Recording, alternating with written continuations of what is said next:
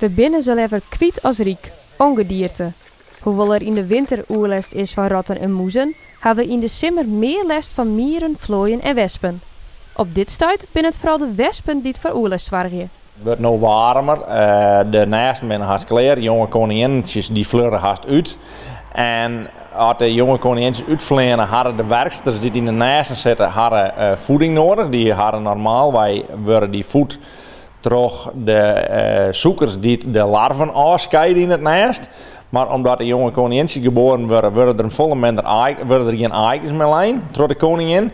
En er is geen afscheiding meer van die zoekers waar die wespen van leven. En nu beginnen ze dus te zieken en krijgen de meesten op het terrassen en bij hun etenstafel dat ze boeten zitten oerlegt van de wespen.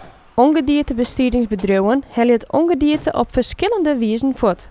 Wespen is natuurlijk bestrijden wie met een insecticide. Spuit je wie een wespennest mee in en die insecticide nemen die wespen mee naar het nest en bestrijden ze elkaar.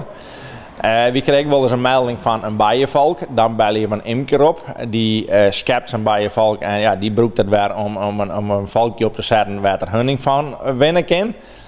Ja, en ratten en moezen is natuurlijk van, ja, dat maar we ter plekke bezien. En ja, de ene keer is het met klemmen en kooien en als we het eindelijk opraden kunnen, dan is het laatste redmiddel vergif. Maar dat wil we zo bot mogelijk beperken, toch echt om het milieu te denken. Om de kans op ongedierte te verminderen, is dit het beste om oerlest te voorkomen.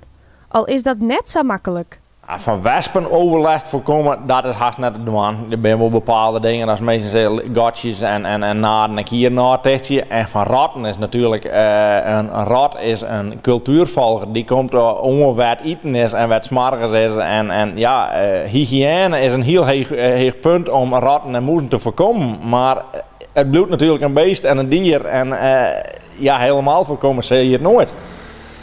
Meldingen van wespennesten komen van bedrijven en particulieren. Zo is er ook een melding in Dokkumdien. Door middel van een poedervergif gaan de wespen deeën en daarmee is het probleem vaak snel oplost. Ja, ik denk 90% van de wespennesten waar weer komen is in ieder geval klaar, misschien wel 94%.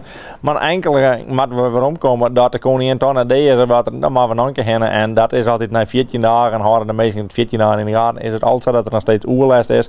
Even een beltje en dan komen we nog een keer. En dat is service van ons bedrijf, dat zit bij de prijs in.